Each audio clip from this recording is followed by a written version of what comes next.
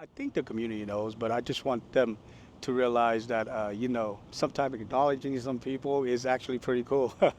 What's important about that? It's because, somebody that advocated for so long and then you feel like you didn't get acknowledged for it, you didn't get credit for it, kind of makes it a little bit disheartening a little bit Yeah. because all the years you put into it and then to know that you know but won't admit it is actually really kind of like that was what really kind of hurt me. As a second generation Vietnamese Cambodian American and a child of war survivors, there are gaps in my knowledge and understanding of my ancestral roots. Somehow, much of the art, the culture, the history never reached me.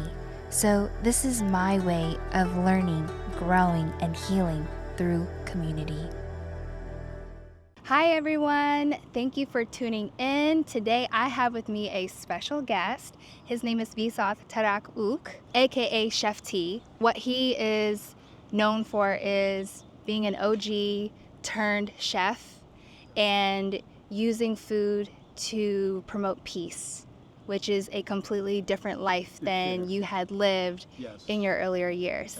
Most definitely, yeah. Especially, here in Long Beach back in the days, this is very, violent, gang infested and all that. So, you know, to go the other route was a little bit of an eye opening for a lot of people. Yeah, like unexpected. Yeah, unexpected. Not a lot of people was rooting for it. So, but it's actually a true story that I did what I did. Yeah. And today, when I had asked Chef T what he wanted to focus on, he does have a message that he wants to share, put out there, wrap up, Yeah. so that he can move forward in the next chapter in his life. Yeah. Yes, Yeah. yes, I do. Yeah. Yeah, so throughout my whole culinary career, I've always wanted to help my community out, which is the Cambodian community.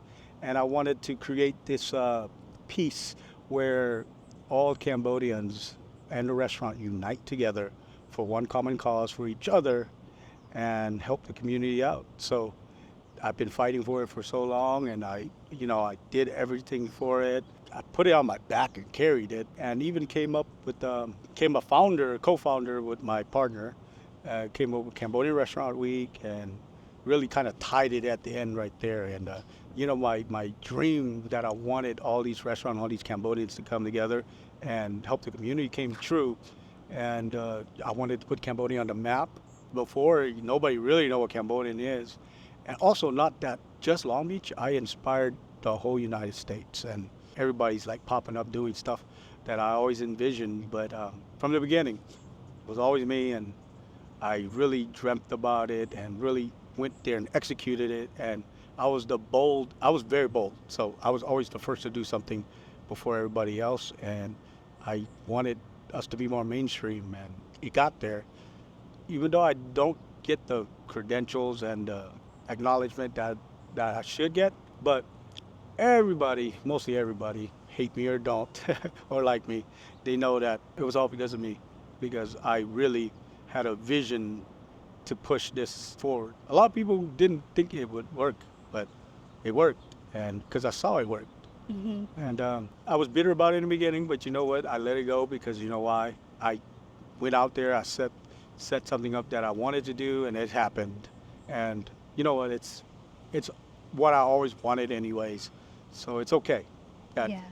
eventually somebody will realize it along the future and maybe want to do another documentary of the whole thing. Hmm. And they'll know that it's always been me. And I inspired so many, and I got so many chefs famous. And here I am now, want to do the next thing that I always wanted to do. Wait. Before we go there, so Yeah. I am going to Yeah. reiterate essentially what you're saying is Okay. because of Chef T, Yeah. right? And I appreciate you advocating for yourself, Yeah. right? Like you advocating for yourself, because if you don't advocate for yourself, Yeah. no one else will. Yeah. Yeah. So based on what I'm hearing and what I'm learning is you were the first to put Cambodian food on the map into the mainstream, Yeah. educating people, letting people know, what Cambodian food is. Like Yeah. you were the first to do that, Yeah. and no one had done it before you. Yeah. People have done it, but then not in a scale like I have done. They never achieved what I've been doing. So When you say do it in the way, like scale it in the way that you did, Yeah. are you referring to like putting it on the news Yeah, and like, then the Cambodian yeah. restaurant week? Yeah, they weren't as what you call it, as big as Influential? influential. I mean, during the years, there are some people that is out there, but nobody was out there like really out there. It was Like it, intentional, like it was yeah, your mission. it was my mission. Yeah, I really went out and did that, and every time I did something, it was always big. Yeah. So yeah, and I always have the same message: let's unite all the restaurants and all the chefs together, so we can help the community. Yeah. And therefore, it happened. So setting aside where, okay, you did that. Yeah. You did that and you have inspired others to Yeah. also pursue the restaurant, their food Yeah. visions. What are you most proud of from that era? Oh, what I actually am proud of is actually, the street food game has evolved because of the competition that's out there. There's so many vendors, there's so many chefs out there that are really out there just doing it. And I'm one of those chefs that was out there just competing with everybody. I don't care who you are. I'm a competitor. I want to be the best of the best. And to see that a lot of people are coming along and being the same way too is kind of cool, because that's how you push each other to be better. Like I always say, you don't put salt in somebody's game, you just sweeten up yours. Yeah. Yeah.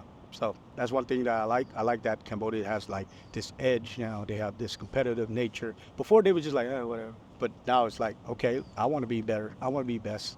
So that's kind of cool, Yeah. And to be a part of that and started that was actually great. Is there anything else that you want to make a statement about that maybe the community doesn't know? Oh, well, I think the community knows, but I just want them to realize that, sometimes acknowledging some people is actually pretty cool. What's important about that? It's because, somebody that advocated for so long, and then you feel like you didn't get acknowledged for it, you didn't get credit for it, kind of makes it a little bit disheartening a little bit, Yeah. because all the years you put into it, and then to know that but won't admit it is actually really kind of like, that was what really kind of hurt me. But it's not one person, it's not a whole community, it's just certain, like, few in the industry that probably, don't want to acknowledge it, or probably don't want to know about it. But at the end of the day, like I said, facts are facts. Yeah. When you're sharing the story and I'm listening to you, and I am seeing he's on the news, he's in the radio stations, he's giving his testimony, because it was such a vast difference from where you started, where you ended up, right? Like you coming to Long Beach, then you finding brotherhood that ended up turning into gangs. And then losing your sister, which was the key turning point, where in your interviews you said that was when your life actually started, right? And on that day, when everyone else was feeling down, like you did what one righteous person would do, which was a shift from what you had been doing leading up to that day, and then to be intentional about making your vision come true, to bring people together through food, and to do this for many years. How many years would you say? Oh my gosh, over 10 years. I started advocating for it like so many years. Like, I've been an executive chef for about 25 years now. And the credential-wise, you've gone to school for it. You've studied under other chefs. So you've gone both routes, scholarly as well as... Started from the dishwasher up. Starting from the dishwasher and up, and to not be acknowledged by the community, it hurts. That's what I'm hearing. Yeah, that's what it hurts a little bit, because they all know that I had this vision from day one, like to have all the Cambodians together, united in this culinary world, for one thing that we have in common, which is the love for food. And through that, I wanted us to help the community. And I had that vision. A lot of people didn't believe me, but it actually worked out exactly how I had envisioned it. And it actually worked, and it helps the community out, because now we're getting all these endorsements, we're getting all these publicity. we're getting light shine upon us, and that we didn't have before. Yeah. So, and I'm glad that, you know, I did that, and I'm glad that the people that actually helped me was, was part of it too. So. As I am on this journey of connecting with my Khmer roots, I do hear often from other folks in the Khmer community who feel like it is hard to get support from the community. Yes. And what I feel like I'm witnessing right now is someone who has put in their time, their energy, their heart to support the community, and is experiencing just that very not feeling like what you've put in is equal. Yeah, I mean, I do everything like from the heart. So people that knows me, I'm straight up just like that. I'm blunt, straightforward. So, and whatever I have on top of my mind, I'm going to say it, because I don't like to sugarcoat stuff, and I just like to be direct and forward, because to me, I think it's better to be that person. And I've never changed it. I got this cadence. You can't take the boy, out the hood, man. I guess. Or you can't take the hood out the boy? You can't take the hood out the boy. It's like, it's always still in me, It's like, it's hard. I grew up like that. And no matter how many degrees I get, I'm still that same boy. I mean, are you talking about like respect? Like that's the part. It's more like, so not acknowledging somebody sometimes is like disrespectful to me. Like, in the game of the culinary world, I'm in LA County and Long Beach. If I'm not the best, I'm one of the best. So for me to, in my own community, not to get acknowledged like that, I feel I was a little down, of course, and me, I love the limelight guys, but I don't love it enough where I would sabotage anybody for anything. And I felt like I was cut short. So to me, I felt like the community could have gone another way or did another way, but it is what it is. And no matter what, this might turn out to be a better story along the line later. Oh, okay. As my autobiography will be out and all that. So when you think about being acknowledged and receiving support from the community, what would that look like now for you? If I was supposed to get it right now? Yeah. Probably still the same, but my spirits would probably be more uplifted, and I would probably be around more often, to do more events and stuff like that. Because, as the saying goes, you have to. I want to be around people that want to be around me too. So, if you're around people that don't want to be around you, you feel a certain way. So, if I were to ask the community, hey, what are your thoughts on Chef T? Yeah. Why is he saying the things that he's saying? What do you think the community would say? Well, one, if people that knows me very well, he's like, because he's like that. He's straightforward, and sometimes people don't like him, or people like, oh, he's a good guy. Like he does a lot of things for the community. Or you get another one, oh man, I hate that guy. He's so arrogant. Yeah, I come off like that sometimes, but I'm not arrogant. I'm just really confident. Like, when you're good, you're good. Yeah. It's plain and simple. Like, no Cambodian chef here or anywhere.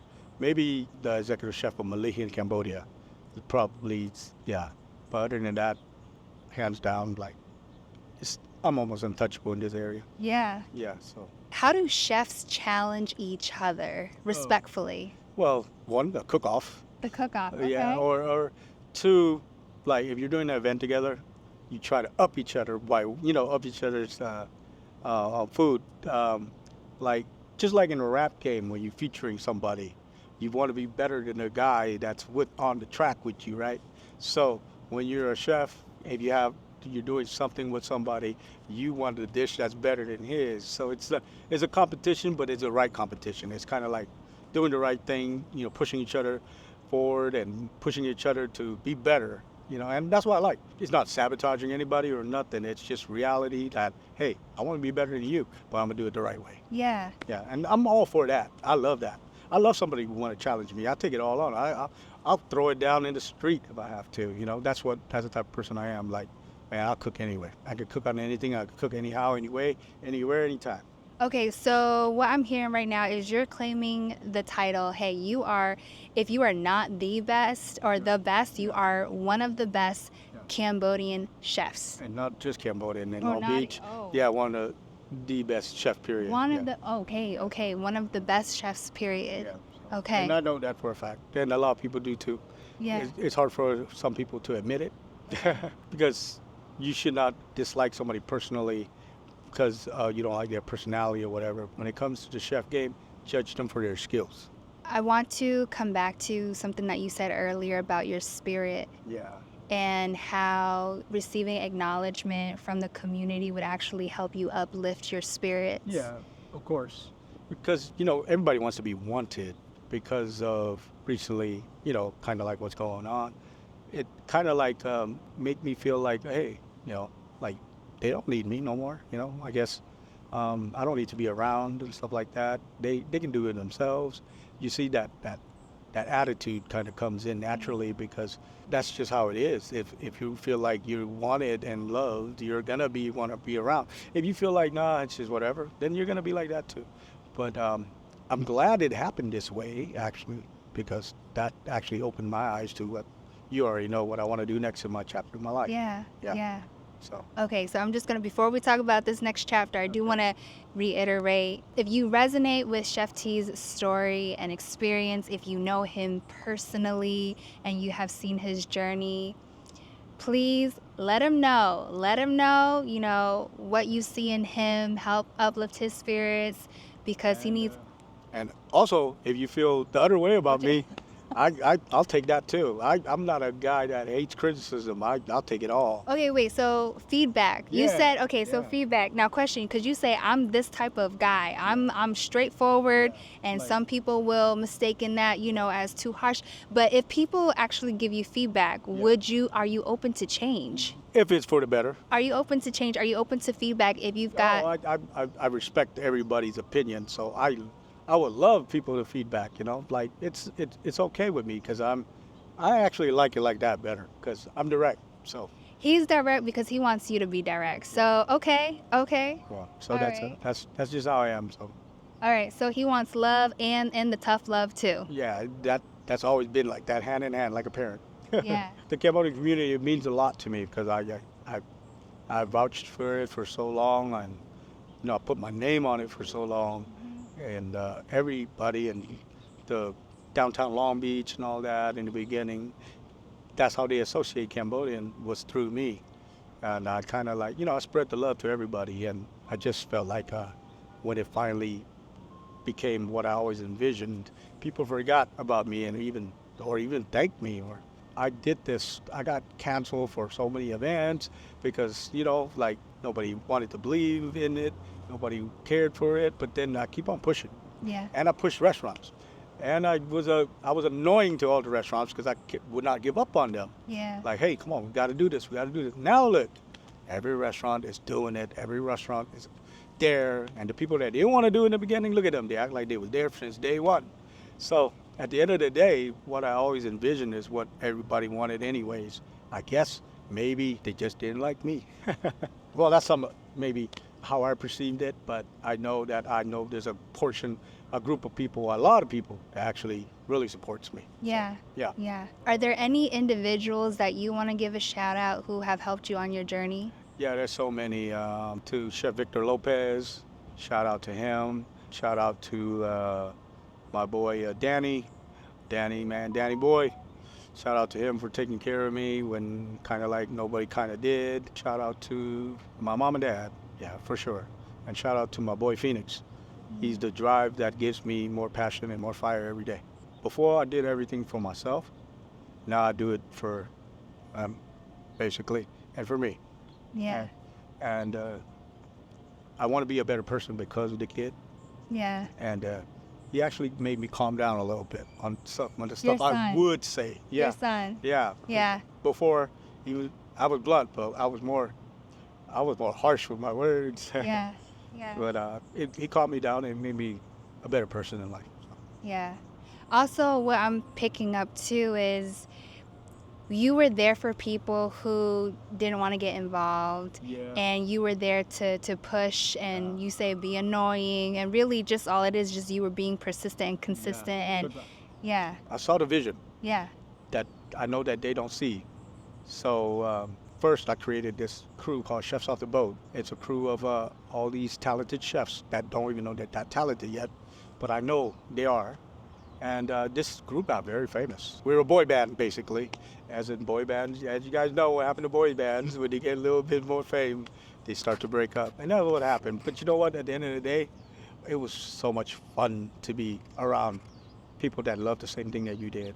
And that was my first step into like creating unity, was to get all those chefs together and show the community that, look, we are like a band of misfits. We came together, we're Cambodians, for one common cause, to show people that, hey, Cambodians can work together, and all these chefs can work together. That means that these restaurants can come together too, and let's help the community out in the way we know how, through food. Yeah.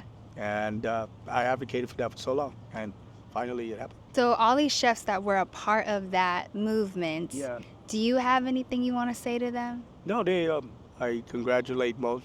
Some of them opened up their own restaurants in Cambodia. Some have gone on to other stuff.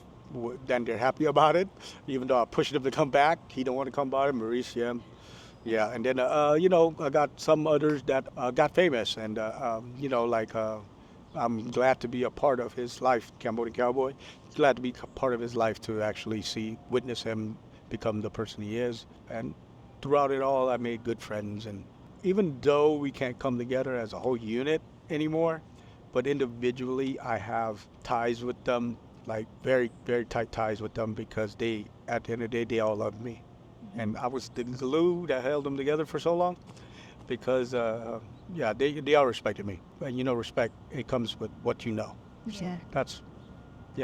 But because out of all the group members, I am the most talented. I don't need to say it every day, because you don't need to when you know already. If one of these chefs decided to come on and have a cook-off with you and challenge you for that title. Oh, yeah, I would love to. Yeah. I would love to whoop their ass. Okay, so you're down for a cook-off for that title. I wish. Okay. Yeah. I wish. Thank you for sharing. Yeah. Let's move into the next phase. Okay. I would love for you to share with the viewer here, what are you up to in this next chapter of your life? My next chapter is a long time dream that I have for myself. I want that Michelin star. And to be the first Cambodian to get it, it's going to be very epic. And to have a star itself is amazing. And I want to continue. I'm going to die. I'm going to try. And I'll die trying to get this star. You've seen my skill set already. Well, but what I know and everything that I've learned, and as much knowledge that I have, I don't think it's going to be a problem. There are going to be problems, of course, but I know I'm going to get it. It's just when. For those who are new or unfamiliar to the food industry and what a Michelin star means, can you share with us what that means? Okay, so a Michelin star is exactly what you guys will probably think. It is by the tire company, the Michelin Tire Company. So back in the days, the Michelin Tire Company kind of like went around like testing food out and stuff like that. So that's why they named it Michelin. But it is a secretive society that comes to you only if you have it, only if you possess it, only if you have what it takes to be called a Michelin star chef. So they do scope you up. They've been learning about you. They trust me. They know everything about you. They read up about you, and they do their own research and everything. So it's this underground Secret Service type culinary service that is there to give you like the Oscar. So basically what it is, it's to a chef, it's the Oscar. It's winning an Oscar. It's like the creme de la creme, it's like everything, the icing on top of the cake. It's everything that a chef really wants, a real chef at least, that you want to be recognized. Michelin star is what it is. It's a star that is like a general getting your star. Yeah. So basically that's what it is. Then, some people have one star, some people have multiple stars. For me to even get one, I'll be very, very happy. And if I do, when I do, I would like to keep on doing it. And, keep on making my community proud and That's my next step. It's more to help myself to get to that level, the higher level. And then once I get there, the next step of helping the community out will come as well. Yeah. Because be a Cambodian executive chef with a Michelin star, oh my gosh, speechless. What would it mean to you when Yeah. you do Yeah. get the Michelin star? Like, what does that represent for you? Gosh, all the negative stuff, everything that went through my life, all the bad decisions actually turned right because it made me who I am. And, all the doubters and everything, people that hated me for no reason, stuff like that. It just shows that, you know what, no matter what, I'm persistent. And I'm going to keep doing what I'm doing, no matter what people say. What can the community do to support you in this next chapter of your life? Actually, I like this solitude that I'm getting because I used to get a lot of praises all the time. And, lately I haven't because, of what I'm going through. But it's actually okay because this reminds me back before I became who I am, when I was walking to school and all that. The motivation and the passion that I get from that time is equal to right now. Right now, probably even more because the fire right now is burning like so. I'm telling you, it's like it's crisping up the pan. It's burning, and the fuel that I'm getting is like it's unbelievable. I wish I can share how I feel, but I'm very passionate, like to get to this next level and to become who I'm meant to be. And the fire that's burning behind me is an inferno right now. Even though I'm more calm than when I was younger, it doesn't mean the fire is less.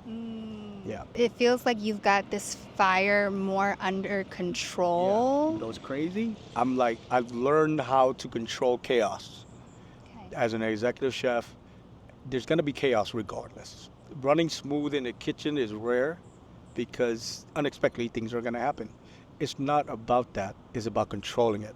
And what you do to, out of the outcome, what do you do? And that's what I'm good at. I'm good at becoming the leader that I'm supposed to be when something happens.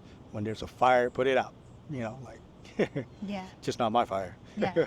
But that's what I do. I'm very knowledgeable, very educated, and in the culinary world, like I said, almost untouchable. Thank you. I appreciate you sharing with us the meals today, Yeah. watching you in the kitchen, not having all of the ingredients that he needed and still making the most of the dishes. It was beautiful. You do an amazing job at walking through everything that you're doing and also your speed. Okay. Your speed, your ability to move quickly and fast and literally making the most of every second. Yeah, I'm fast. I'm real fast. I don't know anybody that can top my speed. So, no, period. No, I'm too fast. Everything. And not just fast, but fast and still get it correctly done. Yeah. Yeah, and you've seen it personally yourself. So. Yeah. And I also, we also tasted the food, and you're also a great teacher as well. Right. It was an honor recording you and just capturing the moments of you in the kitchen and just you in your gifts. Yeah. Yeah. I'm in my element, it just comes out naturally, and I love to teach people, even though sometimes they don't ask for it. I just give them the whole backstory to how cucumbers are supposed to be sliced, or how you poach a prawn, or stuff like that. It just comes out naturally because I know so much, and it's just, I just want it out there. Like, there's so much input. Mm-hmm. Yeah. So. Yeah. I want to shift Okay. into the documentary, Okay. The Sound of Healing Okay. documentary, where I go to Vietnam and Cambodia Yeah. to go learn what the ancient sounds are and Uh-huh. to take that and then incorporate it into new conscious healing music. Okay. Yeah. I would love to get your input, your opinion on what your thoughts are on this project. Oh, I think that's wonderful. I think that's good. I mean, everything evolves, and you're, I think, probably the first person I think I heard about into doing this, because these ancient words are actually very soothing, and for you to even actually think about creating sounds to relish with other sounds and alphabets and stuff like that, that's amazing. And I told you how fluent I am in this language, and To me, I think it's wonderful. I think it's educational, for one. Two, it's very breakthrough in music itself, and for being the pioneer of it for you. That's actually very, very wonderful, and people should recognize you for that too. Thank you. I feel like this is a moment of like real recognize real right here. Okay. There you go. Okay. All right. I appreciate it. Yeah. Thank Oh, you're you. most welcome. Thank Yeah. you. Thank you. Yeah, people deserve their flowers when they need it, when they have it. Yeah. They need to get it. Yeah. Okay. Well, I feel like you deserve your flowers too. I got 'em. You I got got 'em them. from you today. Okay. Yeah. Well, thank you. And I pray that the people that this message is meant to touch and reach Yeah. will reach. Yeah. Yeah. It's not meant to put anybody down. It's not meant to make anybody feel bad. If anything, I'm the one that feel bad. You guys already know. I'm straight up. I'm direct. Hate me or love me, I'm always gonna be that way. I'm just gonna tell it how it is. Okay, last question on the documentary. So my goal is to raise $100,000 for the documentary project. For those who are learning about the project for the first time and they're not sure if they want to support just yet, what would you want them to know? Oh yeah, you should support. If you guys support all these other foundation and organization, this is probably one that you should support. You should check it out. And if you don't, don't take my word for it. Why don't you just go find out yourself by actually watching one of her episodes and finding out that she really is genuine, and she really is doing what's real, and she's really helped advocating, us as a whole, as a generation, and as a people. And her art herself is worthwhile. Hi friend, it's ALCINA. I wanted to come in here and say thank you.